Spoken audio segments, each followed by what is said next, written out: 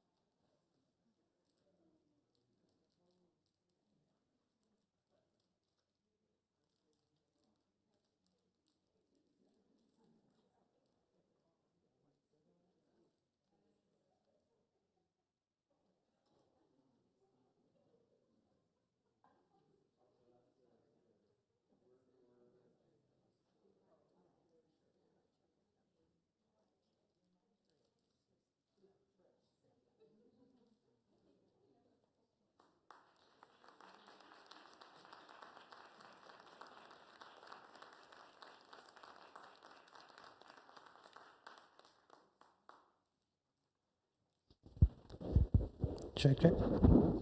It's very loud. Hi, everybody. Welcome to Anchorage Lutheran Church to our concert series tonight. We have the Homer Bones coming in to play with us. I just have a couple quick announcements first before we get started. We have 2 bathrooms here in the building. One is out the back doors, down the stairs, down the hallway on the right on either side of the water fountain. The second one is on my left, your right, out this door, down the hallway on the right on either side of the water fountain again. Please, no food or drink in the sanctuary. Water only and a closed lid if you have it. Please turn off your cell phones or put them on silent. We are recording this and live streaming this performance. These concerts are free, but we graciously hope that you will provide a donation to help offset the expense of the performers to come up here and play for us. We do have outside these 2 main doors a collection box as well as a sheet and envelope if you'd like to join our ALC mailing list to find out when we're doing more of these concerts. This is a family-friendly event, but we do ask if you brought any children with you, if they become too disruptive, that you take them out in the narthex in the back until they're ready to come back in. And that's all we have for you guys. I'll hand it off.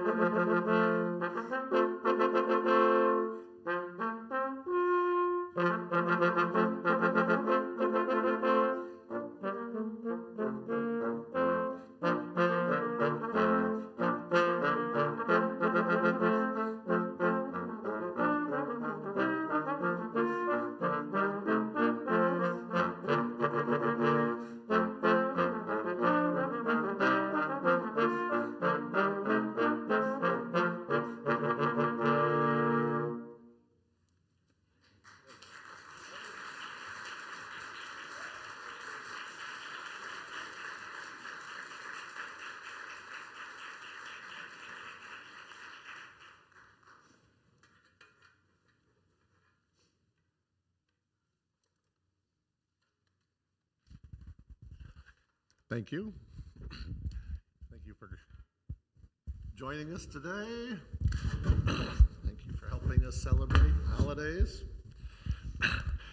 When this slot opened up here about a month ago, we already had a performance. Homer, if anybody knows it, does a Nutcracker Fair where they have music accompanying it. And 2 years now we've had a slot at the weekend Nutcracker Fair the first weekend in December. So I contacted Eric and Mary and said, hey, why don't we basically recycle the same program here in Anchorage, and a little few extra times through it never hurts. So it worked out well. So we call ourselves the Homer Bones. Mary Simonson and Eric Simonson, and I'm Andy Sorensen. We're going to be kind of short tonight. We've got some, senior programs, some kind of traditional trombone things for the first half, and then for the second half will be kind of short and just some easy Christmassy kind of things. First I thought, can you really do Christmas songs after Christmas? And I said, oh, it's the fourth day of Christmas, so you don't get 4 calling birds, but you get 3 trombones. So.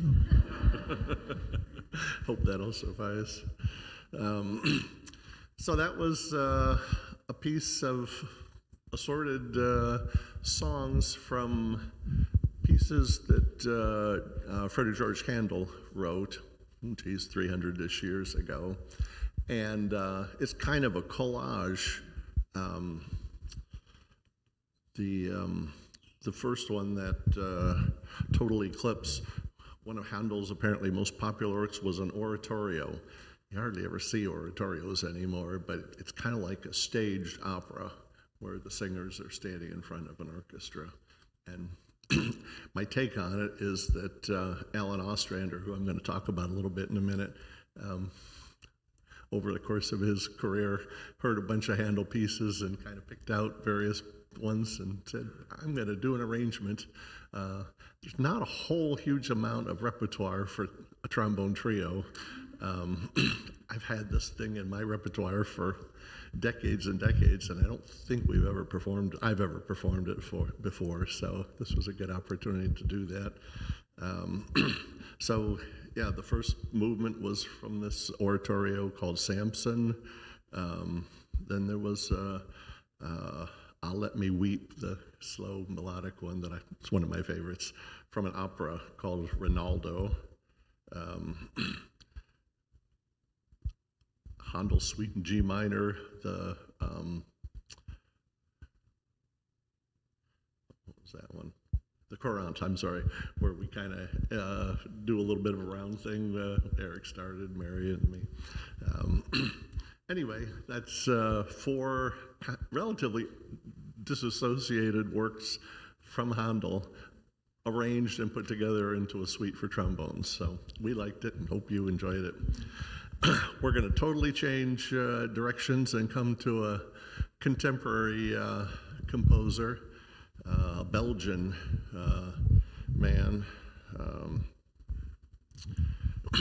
Stefan Verhelst, and he's got some beautiful works. And as a trombonist, he really knows what the trombone can do, and vice versa, what trombones shouldn't be trying to do. So he writes very effectively. Challenging, it kind of pushes us, but it's a good, a fun piece for us to play. Before we get to that, I'd like to chat for just a moment. You'll see two of the pieces we're performing today are arranged by Alan Ostrander, who has a place in my past. I went to Ithaca College back in the late 70s, early 80s, and Alan Ostrander had actually gone to the precursor of Ithaca College back when it was the Ithaca Conservatory of Music as a bass trombonist. And there's kind of an irony here. Alan Ostrander was this tiny little guy, maybe 5'8", 5'9", playing the biggest trombone in the group. Go figure. I can vouch for the amount of air that it takes to play a big bore bass trombone, and as you have already heard, Mary does a bang-up job at it, so go Mary. Alan Ostrander played in a number of big-name, like NBC Radio Orchestra and Pittsburgh Symphony. For a handful of years, straight out of the Conservatory, he ended up spending about 30 years in the New York Philharmonic as their bass trombone player, so quite credentialed. He retired from the New York Phil 2 years before I went to Ithaca College. He had retired back to Ithaca, his collegiate alma mater, and something happened to the tenured trombone instructor at Ithaca just before I showed up, and in a panic, they asked retired Alan Ostrander to come fill in. So my first year at Ithaca College, I actually got to study with Alan Ostrander. He was a fascinating man. So as I was thinking, what could I say today? I thought, well, what did you learn from Alan Ostrander? And the one thing that really sticks out in my memory, I don't know how many musicians we have in the audience today.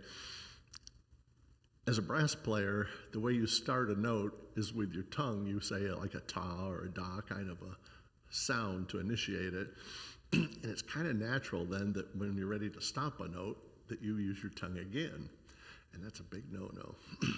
The big thing that Alan Ostrander taught me, and everyone else, was he said, think of it like a string instrument, almost like a cello that does a pizzicato where they pluck the string and you hear the initiation of the tone, but then the string just naturally kind of does that decay, and it gives that resonance and beauty to the sound. And if you listen to brass players, frequently your young ones will do a kind of a harsh. It doesn't have a whole lot of substance to the tone. It doesn't have the beauty and the resonance that you hear in a very practiced professional like Alan Ostrander, and that I aspire to. So that's the one thing that when I think back on my year with Alan Ostrander, he taught me many things, but that was perhaps one of the best ones about getting that resonance. Just because you're going to play a short note, don't make it just a ugly little thing. So.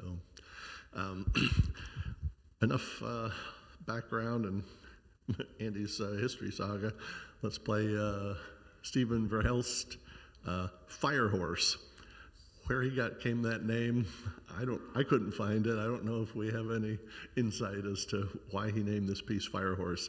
It's in 3 movements. There's kind of a medium fast one, and then kind of a slow lyrical one, and then a gallop at the end. So hang on. Thank you.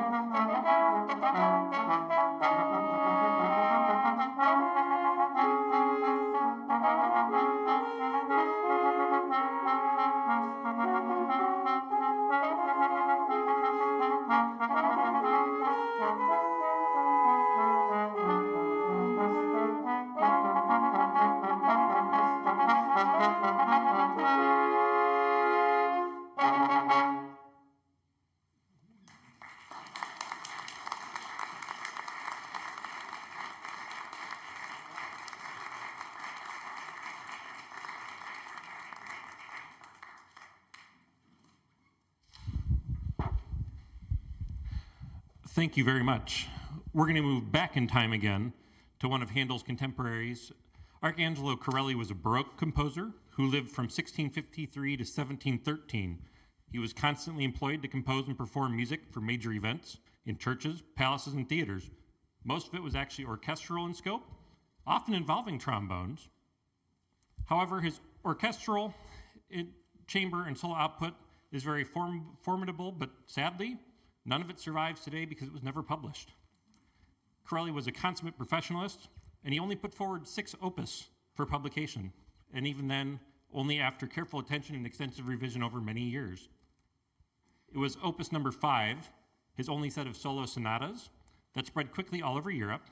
It has remained constantly in print since it first appeared.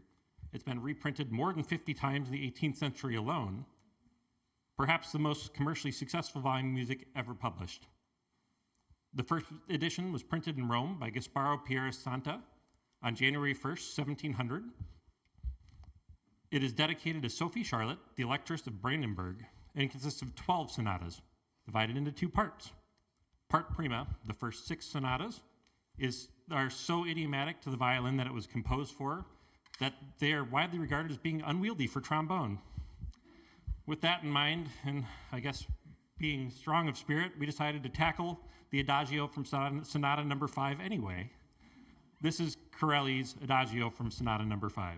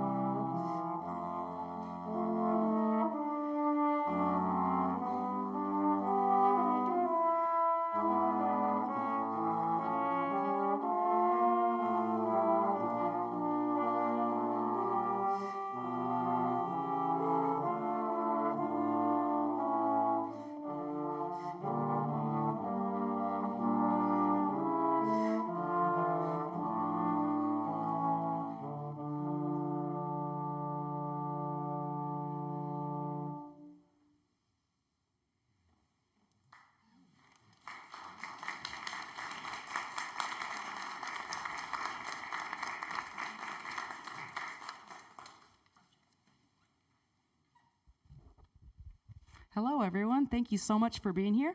We are called the Homer Bones. Eric and I are both from Anchor Point, which is on the Kenai Peninsula, and Andy's in Anchorage and in Homer, but he splits his time. It's so wonderful to see so many Anchorage friends, so many musician friends. We're truly excited to see you here. I'm very honored. I have actually a friend from Homer who just broke her kneecap, and she made the trip here, and that was such a surprise for me, and I'm so honored to see so many friends here tonight. And it's such a joy to play for you. Andy said we played this program in Homer, and I was delighted because the next song we're going to play is actually one of my favorite songs. So let me introduce a little bit about this song. We have a brass players pact where we try to talk for a long time to give our faces a rest. So I'm going to try to hold up my end of the bargain here. The next piece we've selected for you was composed by Eric Owazen. He's an American composer and also an educator at many institutions, including Juilliard. He started teaching composition there in 1980, and he also teaches at the Lincoln Center Institute, the Hebrew Art School, and is also a lecturer for the New York Philharmonic's Musical Encounters series. So a lot of big things. Much like Corelli, Dr. Owazen has composed for orchestras. He even served as a composer in residence for the Orchestra of St. Luke's.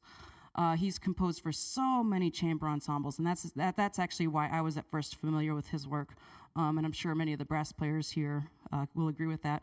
But he also wrote not only for brass ensembles, but also for woodwind ensembles, string ensembles, and anything that anyone who would commission him to write, he would write for and do an amazing job. He's actually a piano player by training, and then composer is his biggest job in addition to teaching now. He's received commissions to write for really elite ensembles like the American Brass Quintet, Detroit Chamber Winds, and so many other professional performing groups, and a lot of soloists have commissioned him to write for them as well. It does seem like brass players, myself included, I don't know if any other brass players here seem to claim him as our own, maybe?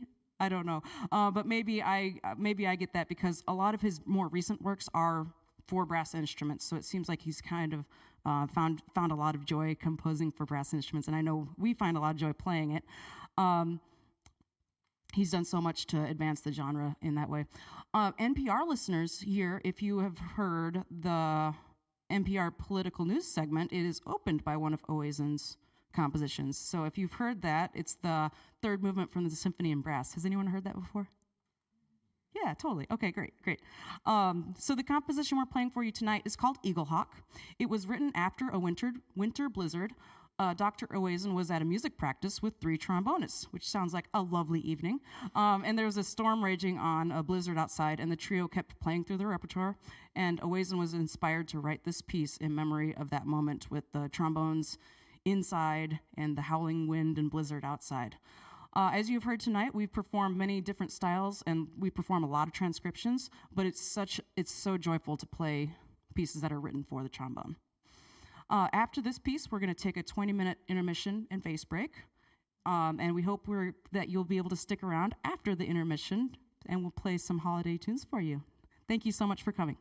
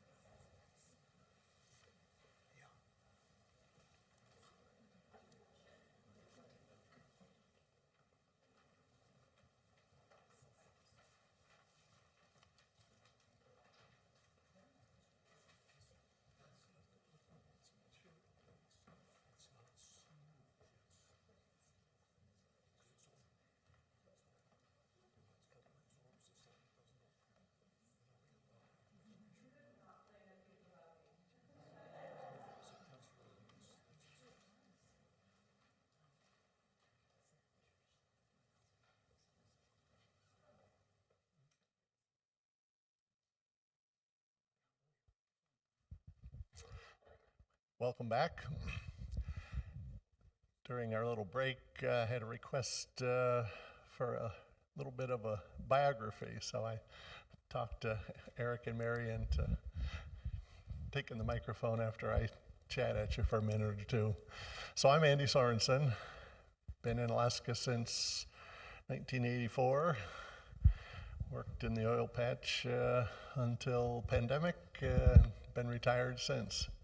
And I had the good luck of building a house down in Homer back in 2019. So when the pandemic hit, Susan in the audience here and I spent much of the year hanging out in Homer, distancing, and ultimately she came back to work in Anchorage, and I more or less hung around in Homer.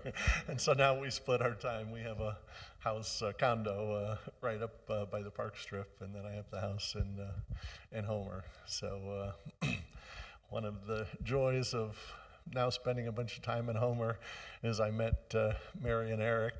I'll let them tell you more of their story, but I can't tell you how excited and satisfying it is. We get together regularly, my house, their house, sometimes at the Homer High School, depending on people's schedules and whatnot, and have fun playing music together. And we like to share it occasionally, so we're glad to be here tonight.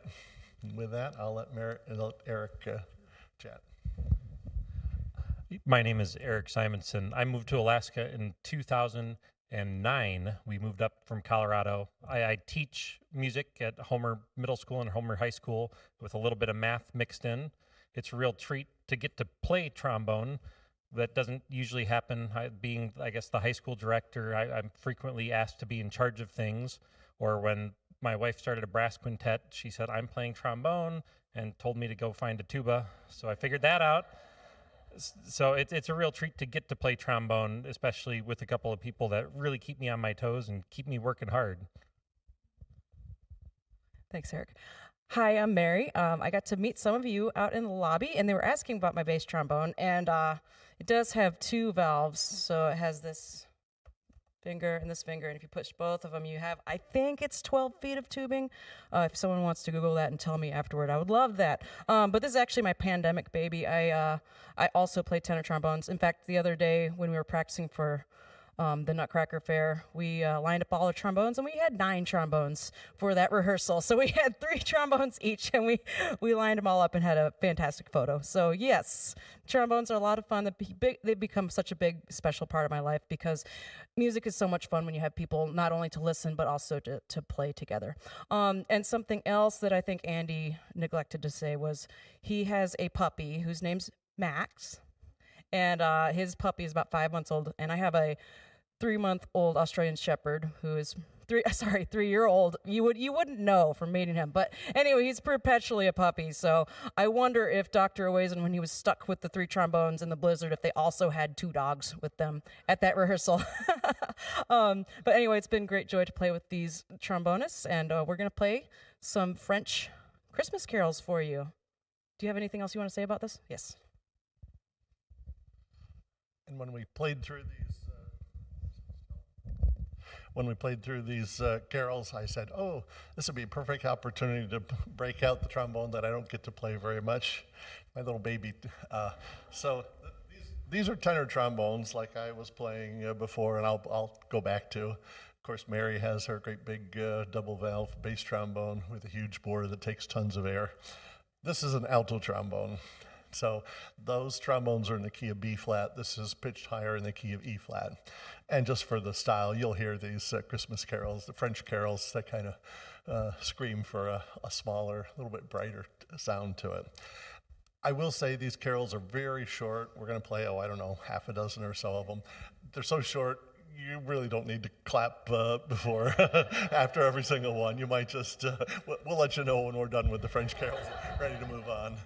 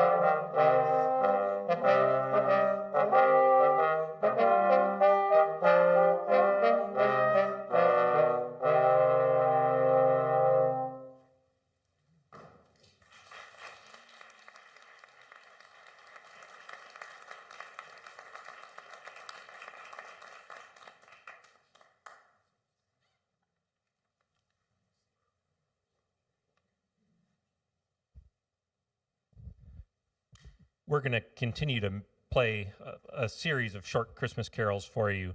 We just labeled this Jazzy Carols in your program. This is actually 9 different carols, all fairly short in length. And I've known Mary and played trombone with her for a long time, 25 years. We met in school and we played trombone a long time. And this is the only time I don't think I've heard her complain when I said we were going to play something jazzy. So it took a while, but we beat her down a little bit on that. We can have some fun too. Oh, we had to find her a bass trombone, then she was in. We're going to play 9 kind of fun, lighthearted, jazzy carols for you.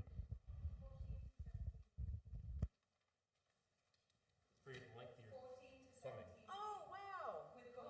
Yes, thanks. 14 to 17 feet of tubing here. And in a lot of these songs, actually, you'll hear all the tubing, which is very fun. Yeah, right. Santa Baby, you'll hear all the tubing. At the end. Yeah. Hang on a second.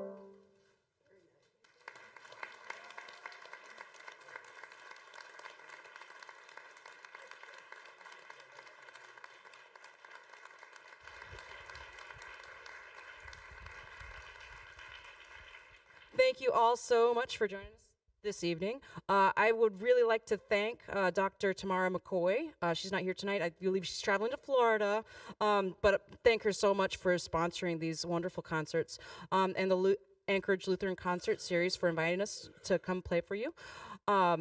We moved from Colorado, it was 20 years ago? And it's amazing how much more music we get to play here in Alaska, and it's because of all of you who are willing to come out and support music. I see so many musicians here that are willing to play music and just to create music in this wonderful state. So really, really delighted to play for you all tonight. Thank you so much to Anchorage Lutheran Church for hosting us. It's really fun to play in such a lively and vibrant space.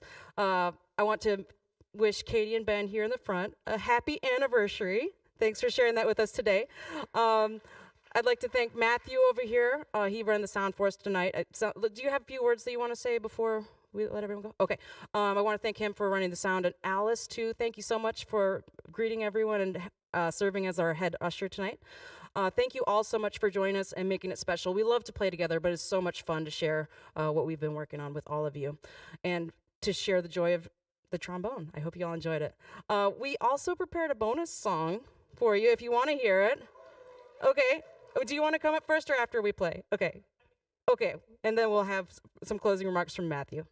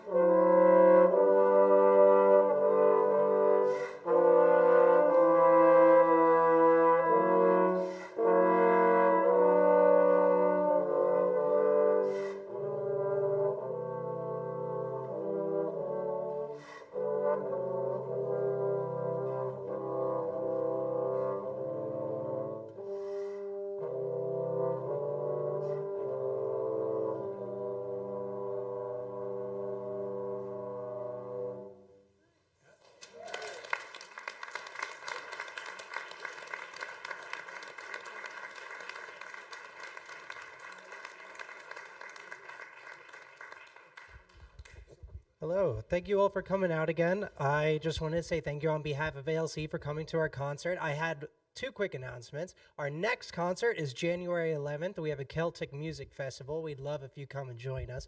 The second thing is if your name is Amy Lynn Gruber, I'd like to talk to you really quick by the soundboard before you leave. That was it. Thanks, guys.